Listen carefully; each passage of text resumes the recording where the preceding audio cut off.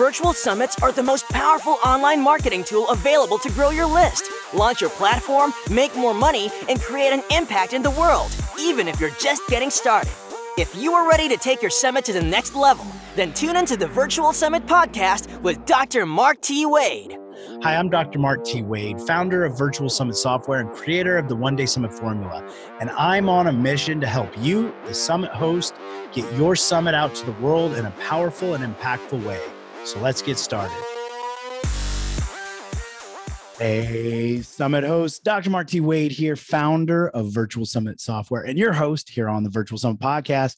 We are in for a treat today. We've got legendary Dr. Nona Djavid with us, and we're going to be digging into some pretty important and interesting facts and factors when it comes to virtual summits, and not just any kind of virtual summit. We're going to be talking a little bit in the health space side of things as well. So grab your pen, grab your pencil. You're in for a treat with today's episode.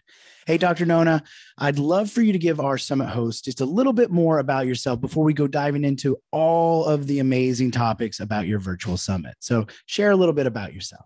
Awesome. Yes. Well, thank you for having me on here. I'm super excited to share whatever I experienced when I ran the virtual summits for myself. So I run a mastermind for chiropractors that's called Part-Time $1 Million Mastermind. I also have a membership that is general for entrepreneurs around the mindset aspects of things. So of course, when you're in that space, one of the most important things that you could do is generate leads. And so I remember when I first started out in this virtual space, going from the chiropractor to a coach or consulting or something like that, that's a big shift. And in this space, I was kind of collecting leads one at a time, right? And organically via Facebook, which is great. Like you should do all of that too. But I started to take a look and see where I could scale the process. And of course, having a virtual summit and leveraging other people's contacts was like the smartest way to do this. And so that's how I got into doing virtual summits. Oh, that's amazing. And I think we all start off like that, right? It's the difference is not everybody learns some of the other strategies or techniques to move forward even faster, kind of like what you were able to do. You've hosted not one, but two virtual summits in a specific niche or profession, which is really interesting. I'd love to kind of talk about that a little bit. So tell us about the two summits. Maybe let's start with the first one. What was the first one? How did you even come up with the idea? And just give us a little overview of what the summit was about. So we did one during the pandemic, and then the second one was just last year. And we have another one coming up towards the end of this year. Now, the very first one that we did, I'll be honest, it was totally just a heart mission because it was during the pandemic and chiropractors were spending a lot of time online because some of them, they had to shut down their offices or they're not as busy or whatever. So it was like, well, not only that, but they really didn't have a good attitude either. There was a lot of complaining. There was a lot of suffering. There was a lot of scarcity mindset, which, rightfully so. We're in the middle of a pandemic and we don't know what's about to happen with our practices and things like that. And we had to shut down our doors.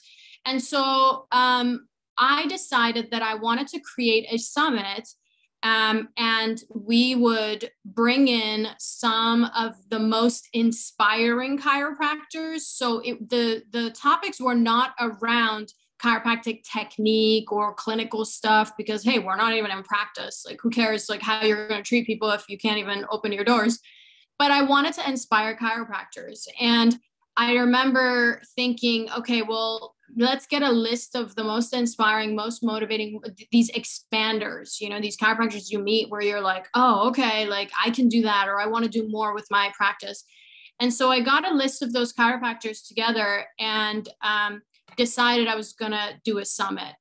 And it turned out to be obviously a massive lead generation for us. I mean, like I already have a really big list of emails that I have generated over the years from speaking or whatever, but I'd never in one event was able to create as many leads as I did in that one. And so that was kind of the initiation into it. And we called it Sublux Nation. If you're not a chiropractor, you're listening to this. Subluxation is a chiropractic term, right? When the bones are out of alignment. And so we called it subluxation, and we just kind of put the focus on how do we get out of the state of mind that our profession is. And so it turned out to be great exposure for everybody. Virtual Summit's software makes hosting a summit easier than ever. The only software in the world designed specifically for hosting a summit lets you set up a summit in a matter of hours with no tech skill or team needed. You can try out the Virtual Summit's software free at virtualsummits.com. But hurry, this is a limited offer. I love that. I'm going to actually circle back to naming in a moment because of this. I think you've shown a great example of why and how naming can be important, but let's talk about the second summit first. So give us a little bit of overview of that. Obviously, the first summit probably put summits on the map for you. Go, oh, wait, this is actually a pretty good strategy here. So you probably went into the second one with a little bit more calculated mindset of how, what you wanted to do, how you wanted to do it. So give us an overview of what you were thinking and how you did the second one. Yeah. So the second one, it was a no-brainer. Like this, once you do the first one, then it's like, oh, I could do this every year. As a matter of fact, maybe I could do it multiple times a year. And it could be fruitful, and it could not just lead generation, but also from a perspective of profitability. Because on the second one, so on the first one of the things we did was, we partnered up with, at the time, like during the pandemic, everybody was talking about the sex trafficking and what was happening in the United States and all the things. So it was really tugging at my heart. So I was like, you know what, there's this organization that actually Tony Robbins sponsored. I forget their names now, but they worked directly with victims of sex trafficking. And so we decided this was a paid summit. So, and I don't remember how much, I think it was like $19 to enter the summit. Maybe it was $99 if you wanted a VIP ticket. And so we collected the money, and then we decided, because this really, again, was like a heart project, we donated all of the money to this organization that was going to help with sex trafficking victims. On the second one, what we did was we did sort of a similar thing, except we partnered with a chiropractic school, because we wanted the proceeds of our tickets to go somewhere inside of chiropractic. So we picked a school, and then we donated all of the proceeds to them.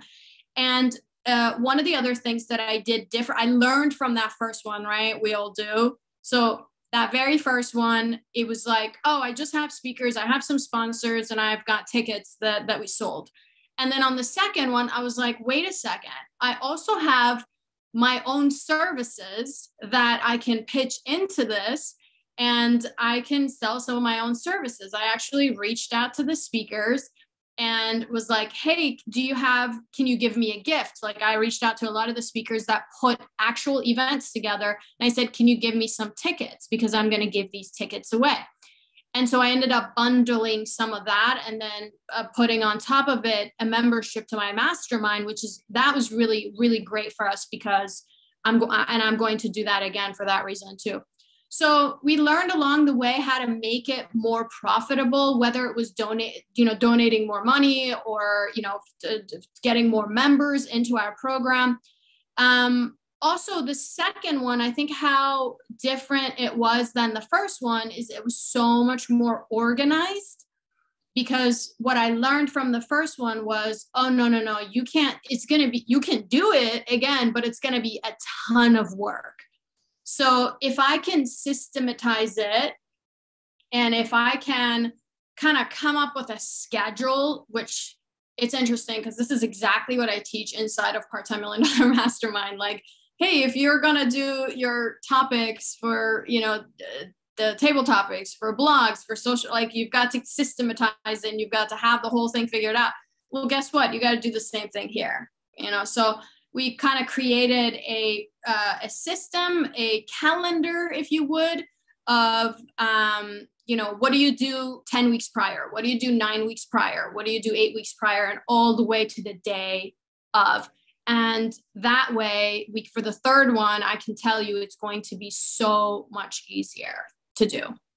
That's amazing. And I'm going to come back to that because I think it's important that we talk about that. A lot of times summit hosts never even make it to the end of their first summit because of the amount of work, because it's their first summit. They don't know what they're supposed to be doing. And it is a lot of work unless you can come to, a system like Dr. Nona is saying now. But I want to kind of come back to that, the impact that the summits have, because a lot of times, we talk summits a lot over here and it's always, let's generate leads, let's generate some connections, let's monetize.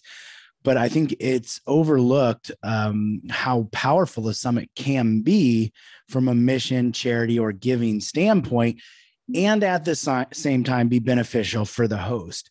So you've participated in other summits that were not, mission focused. They were for the same reason most of us are doing, a business focus. And seeing those summits and then, kind of your summit, and of course it got the results as well. Talk to us about the difference, though, the difference it felt, or maybe some of the feedback you got, or how it was with the speakers when your summits were, had a mission or a charity or a giving compact or a component to it. Mm-hmm. I think that the biggest difference is, and you probably, if you've ever participated in some like buy a t-shirt and the dollar amount goes, it's like, I'm not even going to wear that t-shirt, but I will go ahead and buy that t-shirt because I'm attached to the cause. And I do think it gives you an extra oomph, right, in number of ticket sales, but also I think more importantly, in the conversation that you're about to have with the speakers, in what you are asking the speakers to do, in selling tickets. Because listen, if I'm not doing this for money, and again, it doesn't mean you're not going to make money out of doing it. There are so many other ways you can make money, and I'm just learning that in a summit, inside of the summit. Also, you don't have to donate all the proceeds. You could do a portion of it. But I think when I talk to my sponsors and I go, listen, all the sales for the tickets are going to go to X, Y, and Z. When I talk to my speakers, I go, all the sales are going to X, Y, and Z. I need you to promote it so that we can have more tickets, so that we can do it. And so it's just an extra oomph. That's the only way I can explain it, because it makes my job easier. My staff can have these conversations because they're sort of taken out of it. And that way it's just an easier conversation to have.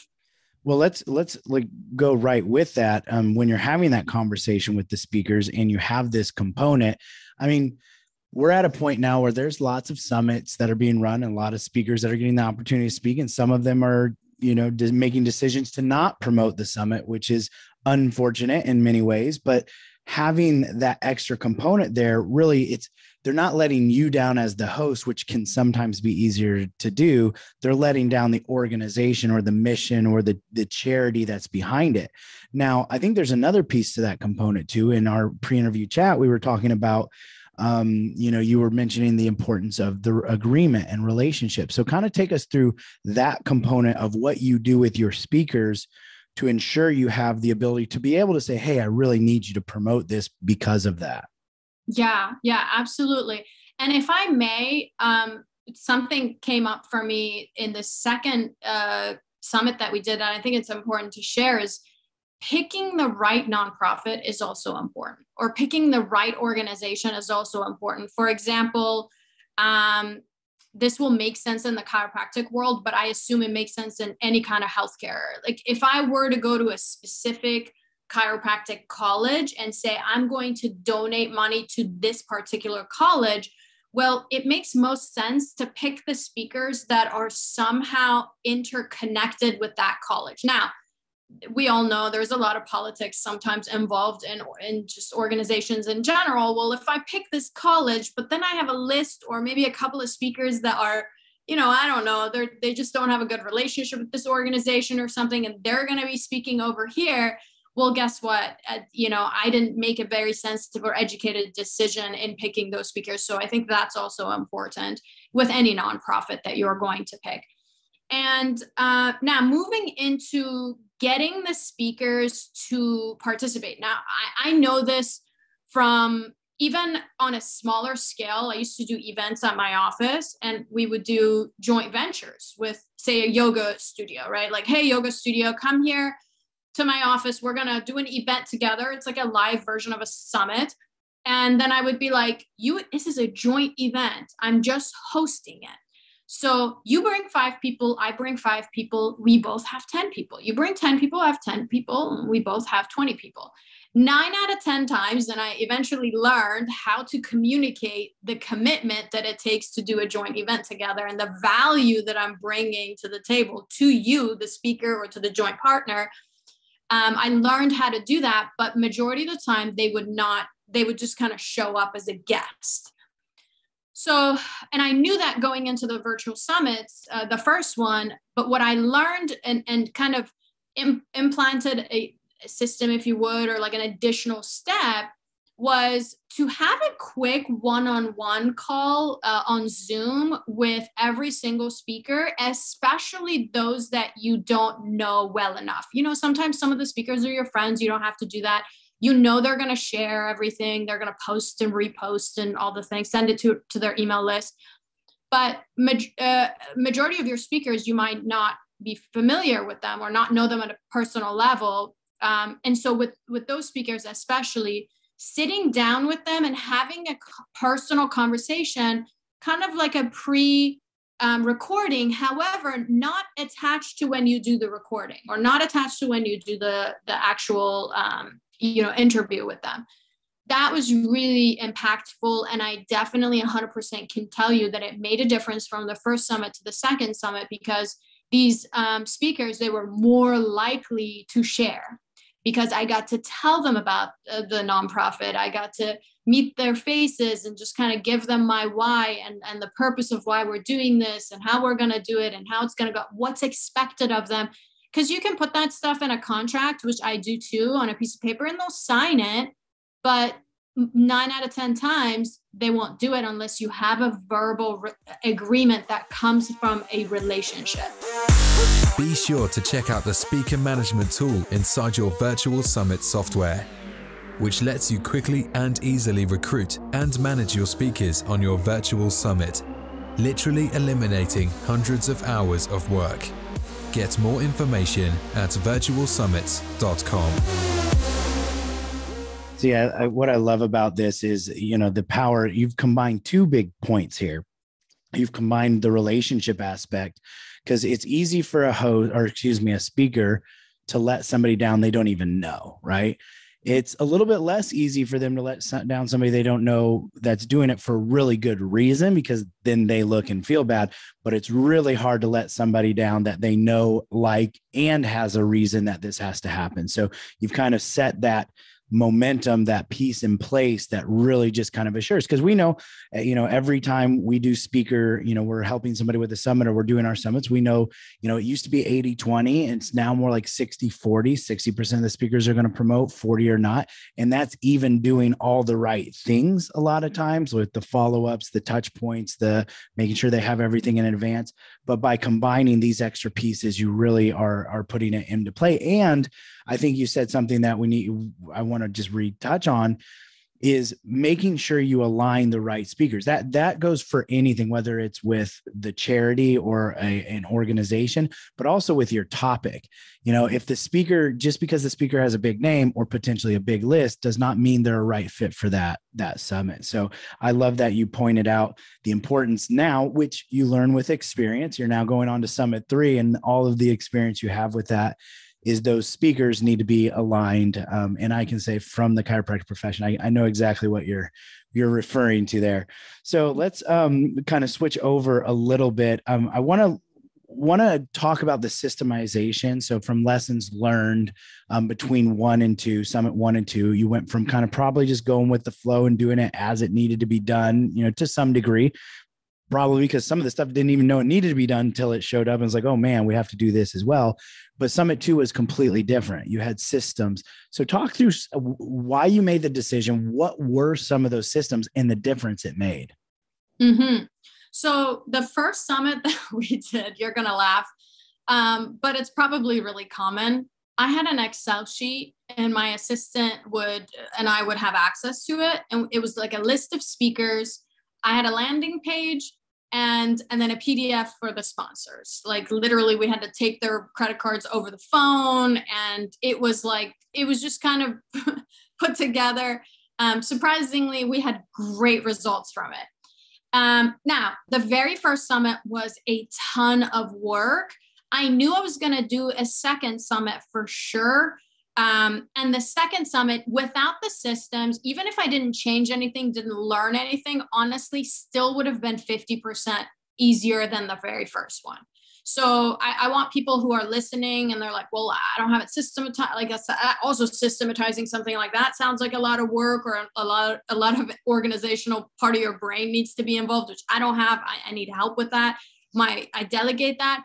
But even if you didn't systematize, you did nothing, you just put on that first event and then you put on the second, it's already 50% easier. But of course, I'm like, the systems queen. So because I like my life easy and I like my projects easier. So my assistant and I, we sat down and we were like, all right, what do we need to do? What did we do before that was like too late in terms of sending the emails out, the touch points, the graphics, like how early did we need to create those graphics? When do we need to get the contracts back? So we created this whole calendar for when things needed to be done. So we had an 8-week process. So 8 weeks prior to the event, what would we do? 7 weeks prior to the event. And then also even the templates of the emails that we would send out to our speakers, she has all of those things organized in there. Like if week 6, we're sending one email, the template of that email, it's already in there. All you have to do is copy and paste it and stick it into the email, or sometimes she would just like pre-schedule everything and send it out to all the speakers. So to go for, again, the first one to the second one without the systems already would have been 50% easier, because half the problem was figuring out what to do. And especially, I know your people have your guidance, but I just kind of like threw everything together at the time and didn't have access to you.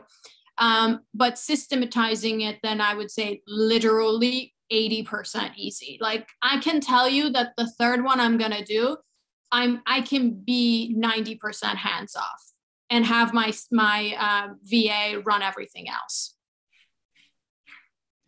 I am so glad that you just went through that right there, because I think people need to hear that. It's, one of the things I say regularly is your first summit is never going to be your best summit. Your third summit will be your best summit. Then your fifth summit will be your best summit. And most people who do a first summit end up doing another summit because of the results they got. And they're like, I can do this again.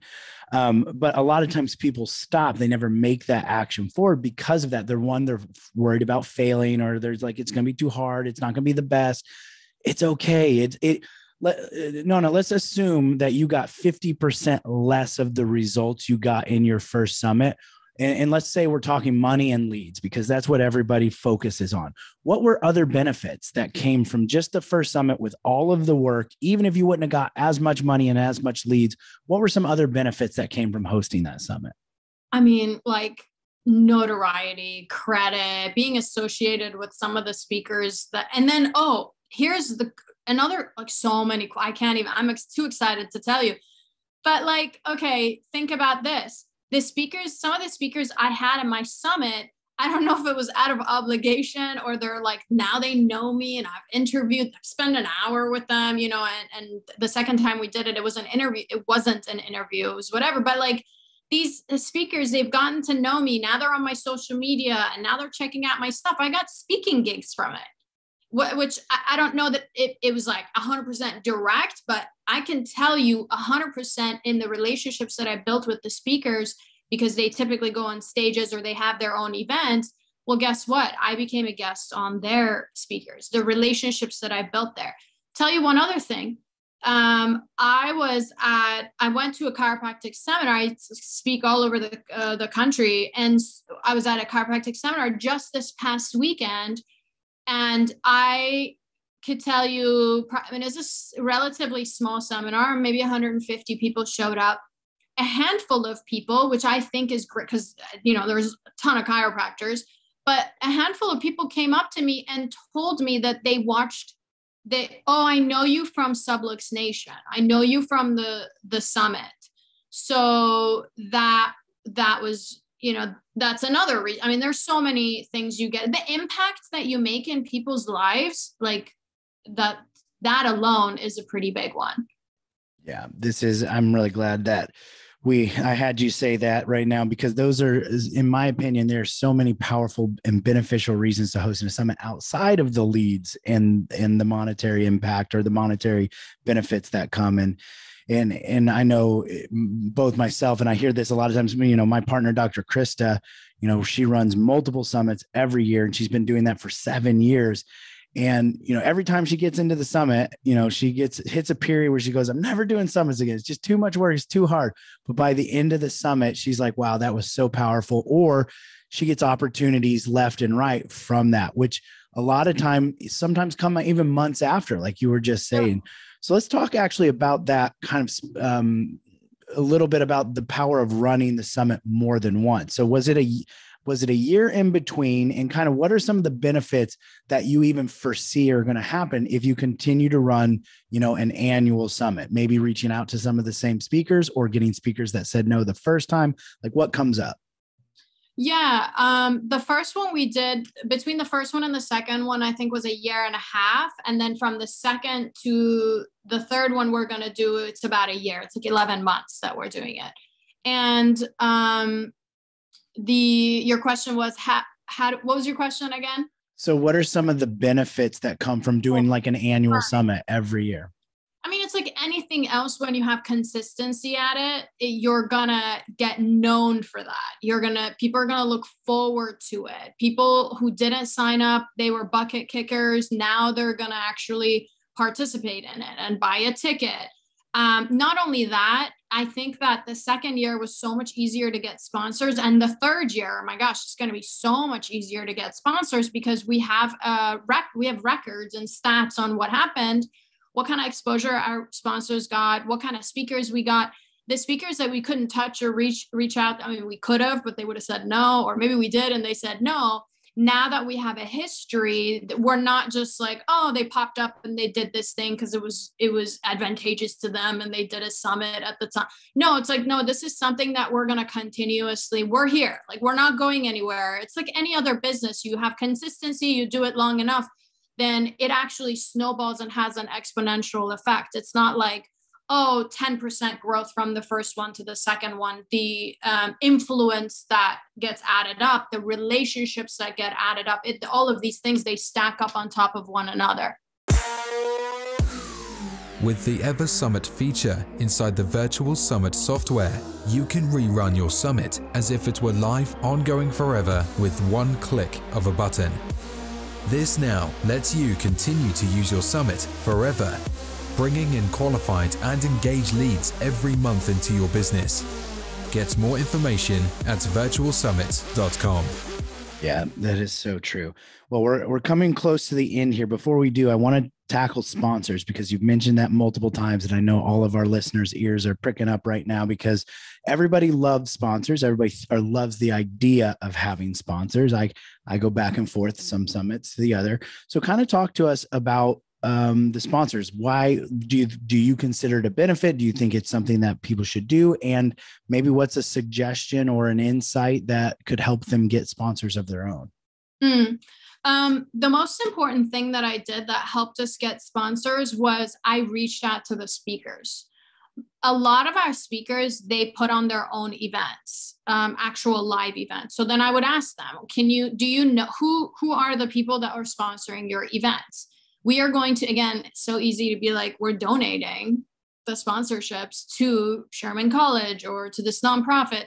So I didn't go or have my assistant go and like Google and just kind of, throw some darts in the dark. We specifically approached our speakers and we said, who do you know that would possibly sponsor this summit that we have? So that, I think it probably not only became less work, but also it was already an established relationship that they had with the speakers. So I could leverage that relationship and say, hey, I know you sponsored so-and-so's event. Here's what we're doing. And again, going back to the consistency, doing it repetitively is the second one we do. We can look back and be like, hey, we had this much exposure for our sponsors, this many views we got, this many hits, this many registrations we got. That's so good. Well, Nona, Dr. Nona, this has been absolutely phenomenal. I know I've been taking notes left and right. I know our listeners are as well. Before we kind of sign off here, I'd love first, if you have, they're going, we need a little bit more Dr. Nona in our lives. Where can we find her? So let everybody know where you're hanging out at, any way they can get in touch with you. And then some final parting piece of wisdom for any summit host that's kind of right out there on the edge, thinking about doing it. What do they need to know to take that step? I'll tell you what my advice would be first. So my advice would, if you're on the edge and you're thinking, should I do it? Should I not do it? I have this thing that I call like pick up and go, right? Like just pick an idea, pick a topic, and then just run, or it's called pick and run. You pick one and you run with it. And the worst case scenario, you fail, right? Which is really not the worst case scenario, because you fail, you learn a lesson, and then you learn from the second one. But sitting in the maybe energy is not going to serve you. Like it's either a yes, and sometimes it's a no. But if it's a no, get out of the game. If it's a yes, then just run with it. If you think it needs to be perfect, it's not going to be perfect. It's never. I don't know. I haven't done it enough times, but I'm gonna just say that it's probably never going to be perfect. So you might as well do a version of it. But it does get easier. Like I said, the first one to the second one was definitely at least 50% easier to do. And in terms of where to find me, I'm pretty accessible on Instagram. My handle is my first name and my last name. So it's Nona Djavid with a D in between. So it's Nona Djavid. And my website, where I share like mindset related things and around success principles that sort of quantum leap areas of health, wealth, or connection. That website is elevate.me. And that's spelled ELIVATE.me. But again, I'm super accessible on Instagram. If anybody has any questions about summits or anything like that, I'll be there. Thank you so much, Dr. Nona. This has been phenomenal. Such great insights. Thank you for sharing with us your time, your wisdom, and your energy today. Awesome. Thank you so much for having me. And thank you, Summit host, for hanging out with Dr. Nona and I. I'm Dr. Mark T. Wade, your host here on the Virtual Summit podcast. Don't forget to check out all the amazing information and links to everything Dr. Nona just said over at the show notes at episode 236. And we'll see you on the next episode. Thanks for listening. Now don't forget to subscribe and leave a 5-star review on the Virtual Summit podcast. Head over to the show notes to check out all the links and resources from this episode, and be sure to grab your free trial of the Virtual Summit software. Now, I want to end this episode by saying to all the Summit hosts listening right now, I believe in you, and you can do this. Summits are by far one of the most powerful ways to quickly grow your list, launch your platform, make more money, and most importantly, make an impact in the world, even if you're just getting started. So don't get caught up in analysis paralysis, because the world needs to hear your message, and there are people who are waiting for you to help them. So just get started, because imperfect action is always better than no action. Thank you, and see you on the next episode.